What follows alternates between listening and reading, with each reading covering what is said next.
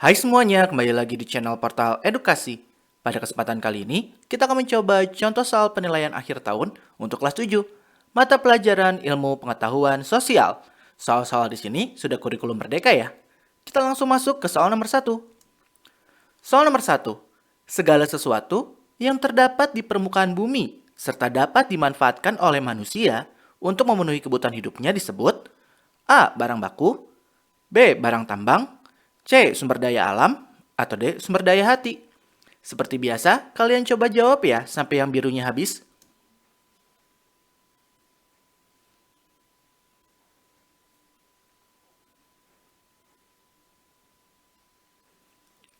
Tentu saja jawabannya C. Nah, kalau ini tinggal dihafalkan ya, pengertian dari sumber daya alam. Soal nomor 2. Berikut ini adalah fungsi dari hutan lindung, yaitu A. Mengatur suplai air dan dapat mencegah banjir. B. Melakukan perlindungan terhadap sistem penyangga kehidupan, pengawetan beragam jenis tumbuhan dan satwa. Atau C. Menghasilkan bahan baku untuk pembuatan produk dan jasa. Atau D. Melindungi dan mengembangkan tumbuhan, satwa, serta ekosistem yang ada di dalamnya secara alami.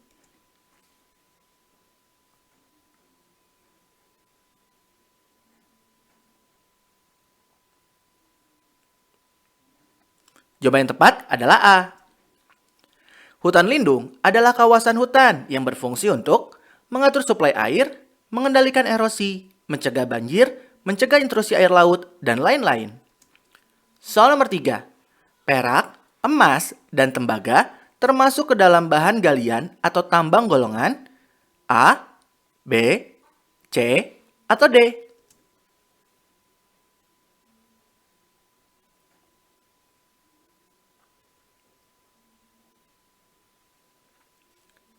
Jawaban yang tepat adalah B.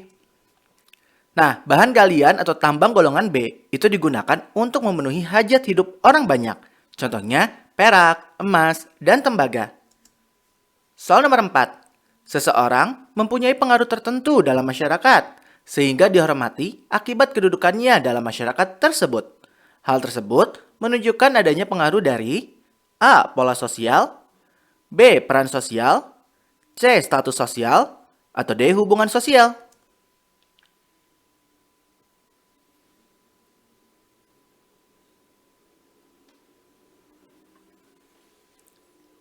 Jawaban yang tepat adalah C. Ketika sudah berhubungan dengan kedudukan seseorang, sehingga memiliki kekuatan kepada orang lain di sekitarnya, bisa kita disebut itu sebagai status sosial. Seperti tokoh agama, sesepuh desa, dan lain sebagainya. Itu pasti lebih dihormati daripada lainnya ya kan? Soal nomor 5. Istilah Bhinneka Tunggal Ika pertama kali dikemukakan oleh Empu Tantular dalam kitab Sutasoma. Itu pada masa kerajaan A. Kutai, B. Sriwijaya, C. Majapahit, atau D. Mataram kuno.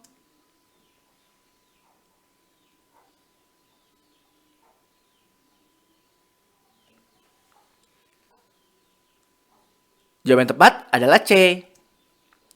Kitab Sutasoma itu memang karya Empu Tantular yang di dalamnya ada istilah Bhinneka Tunggal Ika. Nah, itu kerajaan Majapahit. Soal nomor 6. Berikut ini adalah faktor-faktor yang mempengaruhi produksi, kecuali A. Alam, B. Tenaga kerja, C. Modal, atau D. Kestabilan negara.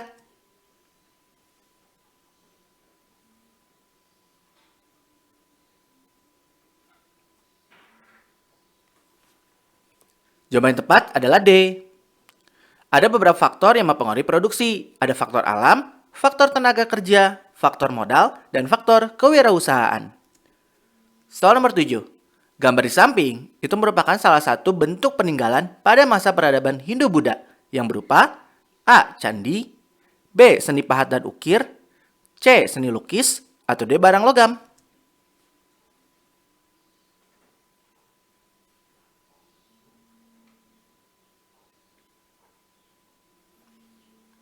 Sudah jelas ya, jawabannya B. Itu udah jelas banget, dipahat dan diukir. Soal nomor 8. Berdasarkan pernyataan berikut ini, kegiatan yang dilakukan dalam rangka konsumsi adalah A. 1, 2, dan 3, B. 3, 4, dan 5, C. 2, 3, dan 4, atau D. 2, 3, dan 5.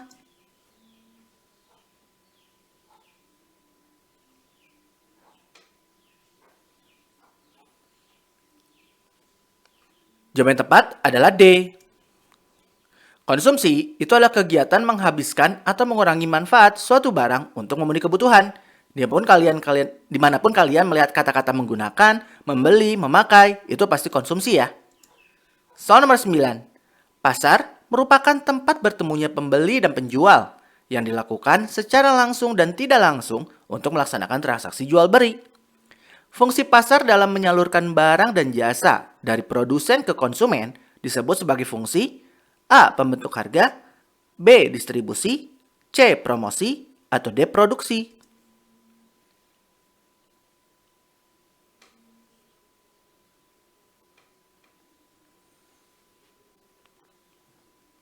Jawaban yang tepat adalah B. Ingat, pasar itu ada 3 fungsinya. Fungsi distribusi, pembentuk harga, dan promosi. Nah, kalau sebagai distribusi itu, ya sarana bagi produsen untuk mendistribusikan barangnya kepada konsumen. Soal nomor 10. Naila belajar dengan sangat serius sebelum ujian kenaikan kelas, dibantu video-video yang ada di YouTube Portal Edukasi. Sehingga akhirnya dia bisa naik kelas dan mendapatkan juara 1. Nah, pencapaian Naila menjadi juara 1 tersebut dapat disebut sebagai A. Assign status, B. Achieve status, C. Ascribe status, atau D. Nggak ada yang benar.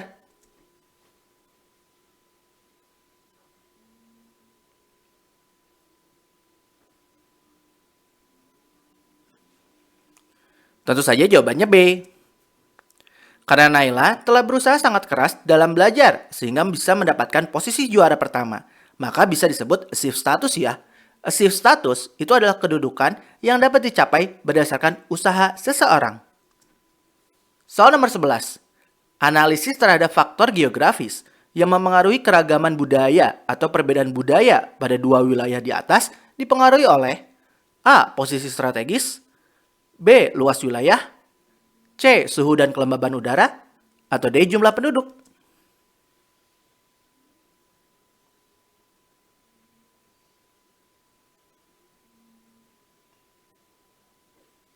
Ini udah jelas ya, jawabannya C. Udah jelas ya kalau di sana juga disebutkan tentang suhu. Soal nomor 12.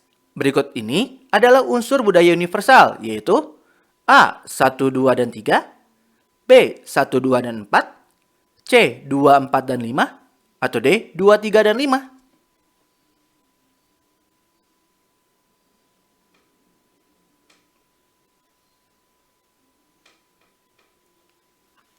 Jawaban yang tepat adalah C. Ada 7 unsur kebudayaan universal, yaitu bahasa, sistem pengetahuan, sistem organisasi kemasyarakatan, sistem peralatan hidup dan teknologi, sistem mata pencarian hidup dan sistem ekonomi, sistem religi, serta kesenian. Soal nomor 13. Ratu Kalinyamat adalah putri ketiga dari A. Raden Thoyib, B. Sultan Tenggana, C. Arya Penangsang, atau D. Pangeran Sedaing Lepen.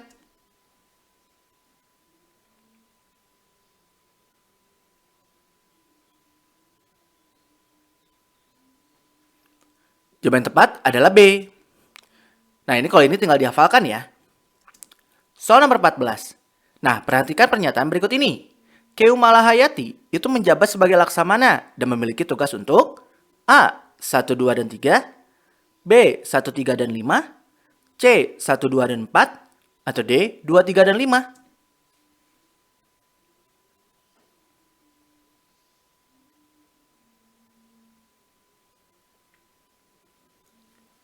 Jawaban yang tepat adalah C. Keu Malahayati itu merupakan wanita yang mempunyai pangkat laksamana Kerajaan Aceh. Beliau memimpin armada laut Kerajaan Aceh pada masa Sultan Alauddin Riayatsyah Al-Mukminul pada tahun 1589 sampai 1604. Nah, tentunya akan berhubungan dengan hal-hal tentang laut ya. Soal nomor 15.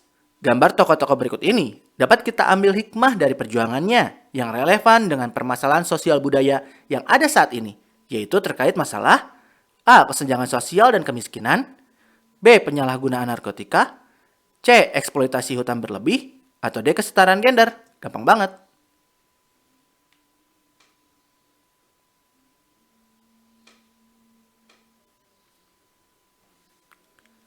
Sudah jelas jawabannya D. Udah jelas banget ya, karena tokoh-tokoh tersebut adalah para wanita yang luar biasa untuk bangsa ini. Soal nomor 16. Berdasarkan data di atas, laju deforestasi yang paling tinggi dari tahun 2009 ke tahun 2013 berada pada region A. Kalimantan, B. Sumatera, C. Maluku, atau D. Papua.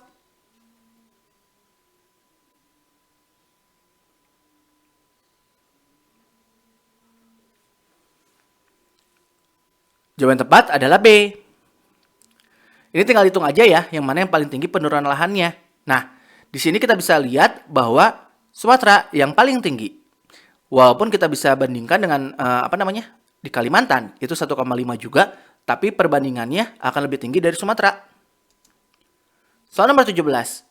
Bagian dari pendapatan yang tidak digunakan untuk kegiatan konsumsi dapat dikategorikan sebagai tabungan.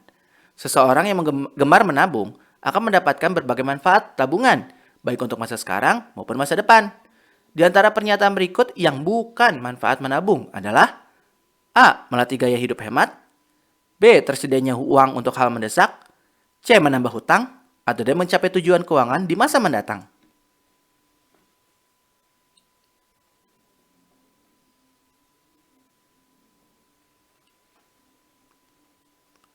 Sudah jelas ya, jawabannya C. Ini kalau ada yang salah keterlaluan ya. Soal nomor 18. Pengelolaan keuangan berfungsi untuk menekan hal-hal yang tidak diinginkan pada masa mendatang. Ada beberapa tahapan yang dilakukan untuk melakukan pengelolaan keuangan. Nah, dalam melakukan pengelolaan keuangan, kita harus mengetahui perbedaan antara kebutuhan dan keinginan, sehingga dapat menentukan skala prioritas kebutuhan. Membedakan kebutuhan dan keinginan itu merupakan langkah dalam perencanaan keuangan, yaitu A. Menyusun tujuan keuangan, B. Menyusun rencana pengeluaran, C. Melakukan review perencanaan, atau D. Memilih prioritas pengeluaran.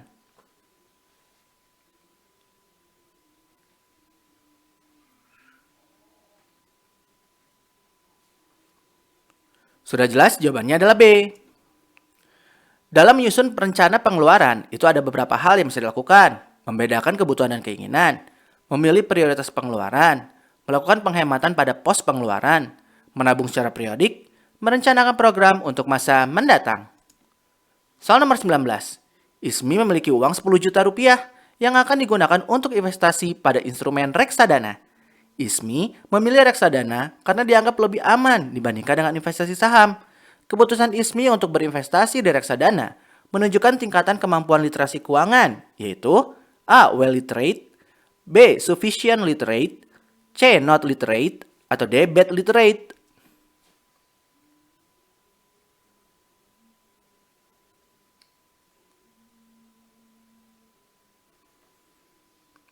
Jawabannya adalah A. Ismi itu udah paham banget nih tentang investasi yang ada di sini. Bisa membedakan mana saham, mana reksadana. Kemudian dia juga mau untuk menginvestasikan di sana.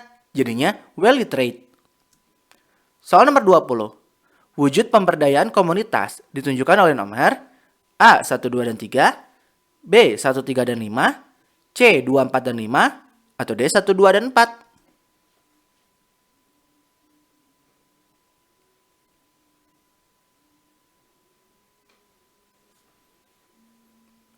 Jawaban yang tepat adalah C. Hati-hati pada soalnya ya, karena yang ditanyakan adalah komunitas, bukan desa. Soal nomor 21.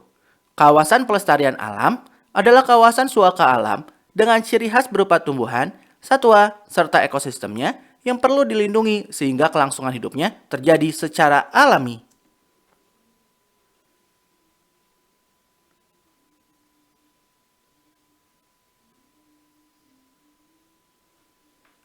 Itu salah ya. Karena yang benar itu adalah pengertian dari cagar alam. Soal nomor 22. Selamat melakukan penyelidikan di sekitar wilayah tempat tinggalnya untuk menentukan lokasi. Barangkali ada mineral berharga. Tindakan yang dilakukan Selamat itu disebut dengan prospeksi.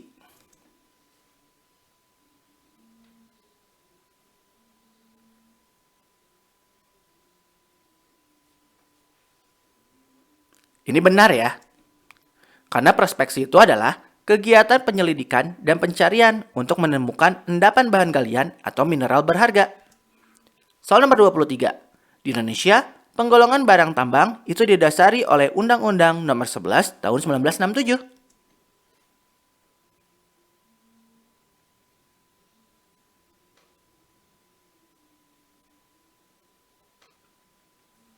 Itu juga benar. Nah, kalau ini tinggal dihafalkan ya. Soal nomor 24. Candi Dieng dan Prambanan itu merupakan contoh dari peninggalan pada masa Syailendra.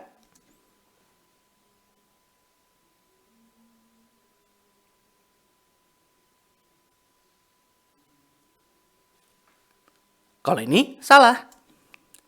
Karena yang benar adalah peninggalan pada masa Sanjaya ya. Itu di situ ingat ada dua dinasti, yaitu Sanjaya dan Syailendra. Sanjaya itu bernuansa Hindu, sedangkan Syailendra itu Buddha. Soal nomor 25. Kesultanan Demak mencapai puncak kejayaan pada masa pemerintahan Raden Patah.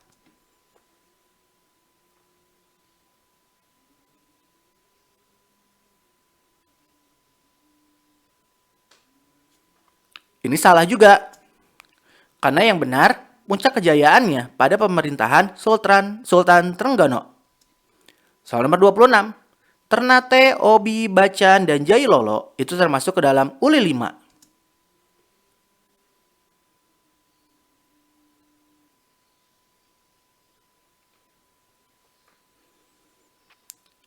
Ini salah ya.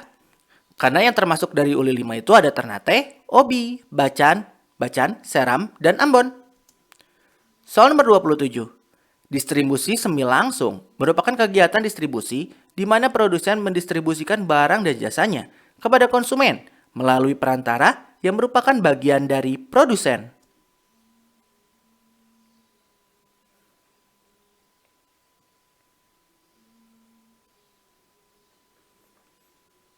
Kalau ini benar.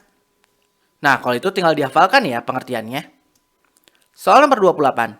Reinha de Jepara, Senhora Poderosa Erika de Kranige Dame adalah sebutan yang diberikan Portugis kepada Malahayati karena keberaniannya.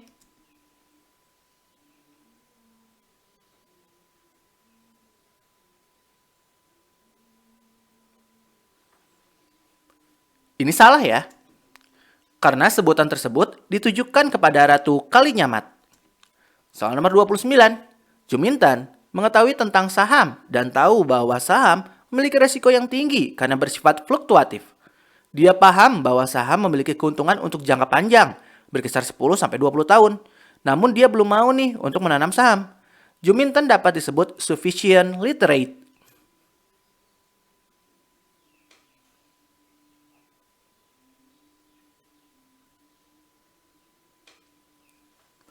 Kalau ini benar. Sufficient literate yaitu ketika seseorang mempunyai keyakinan dan pengetahuan terhadap layanan dan produk keuangan. Hanya sebatas tahu ya. Tahu, yakin, dan punya ilmunya, tapi belum bisa untuk mengaplikasikannya atau melaksanakannya. Soal nomor 30. Dalam melakukan pengelolaan keuangan keluarga, ada beberapa model yang dapat diterapkan. Salah satunya sistem amplop.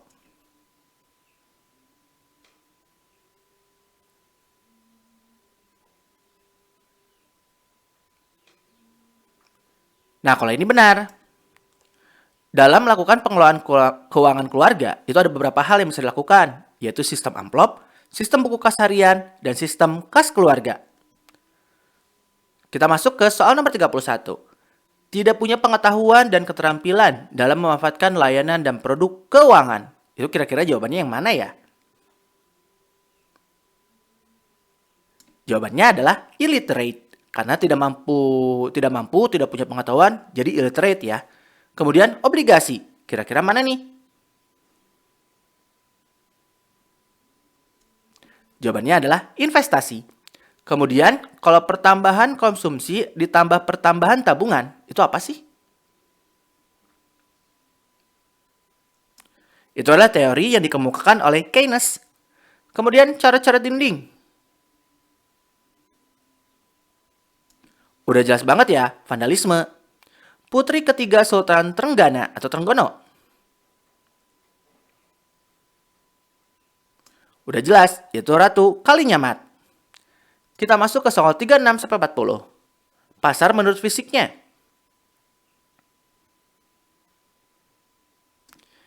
Itu bisa disebut ada pasar abstrak. Ingat, menurut fisiknya ada dua. Ada abstrak dengan yang nyata. Kemudian faktor permintaan. Yang benar adalah selera. Selera itu salah satu faktor dari permintaan. 38, kaya dan miskin. Itu adalah pengertian dari stratifikasi sosial. Stratifikasi sosial itu di mana pembedaan antara golongan di masyarakat itu sangat jelas. Assign status. Itu merupakan salah satu dari status sosial. Ingat tadi status sosial ada 3 ya. Ada achieve status, assign status, dengan ascribe status. Yang terakhir 40, faktor penawaran. Faktor penawaran yaitu biaya produksi. Biaya produksi merupakan salah satu dari faktor penawaran. Gimana? Dari 40 soal, kalian betul berapa nih? Kalau ingin tahu nilainya, kalian bisa ya langsung kali 10, kemudian dibagi 4. Nanti ketahuan nilainya. Nah, kalau misalkan nilainya masih kurang, kalian bisa coba pahami-pahami lagi nih video-video pembelajaran yang ada di portal edukasi. Kemudian kalian coba lagi latihan soalnya, sampai nilainya bagus ya. Nah ya mungkin cukup sekian. Terima kasih telah menyimak video pembelajaran hingga selesai. Semoga bermanfaat kita semua. Jangan lupa like, comment, and subscribe.